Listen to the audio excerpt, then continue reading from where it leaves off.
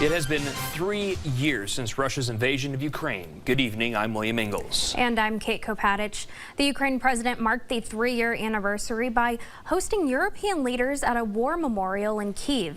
The day was also marked by the UN passing a resolution condemning Russia for the invasion. The U.S. joined Russia voting against the resolution. The U.S. then doubled down by introducing a different resolution that did not call Russia the aggressor or confirm Ukraine's territorial integrity. Several amendments were made to that resolution, strengthening the language against Russia before it was voted on. The U.S. abstained from the vote. The U.S. has been a safe haven for hundreds of thousands of Ukrainians trying to escape. Many have come to the U.S. legally, but it requires a rigorous vetting process. One of those programs is called Uniting for Ukraine, which gives eligible refugees a legal pathway to live and work in the United States if they are sponsored by a U.S. citizen. Families in that program were supposed to be able to get a 2-year extension, but new Trump policies could put these people at risk of getting deported. KWQC's Kyle Bell sits down with one of those families in our area.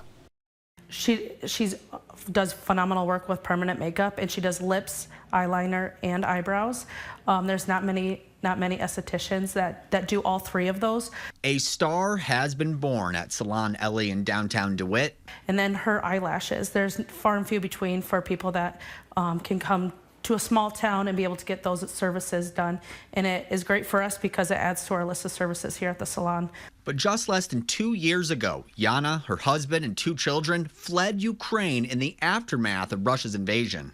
I only I only finish law school, only starting business.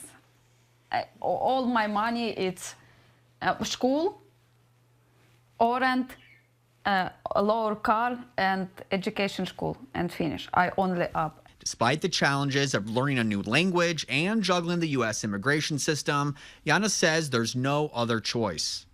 I understand Ukraine, it's not safety, and I need to leave, but I have children.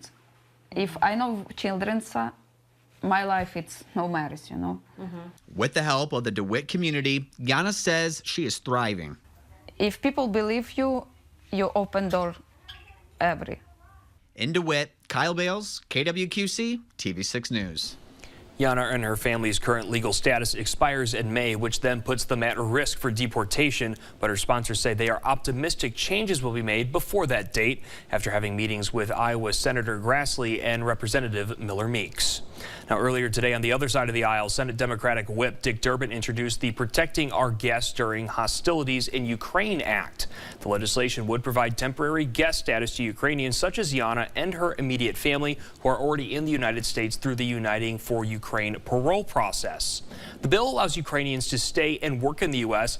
until the Secretary of State determines that hostilities in Ukraine have ceased and it is safe for them to return.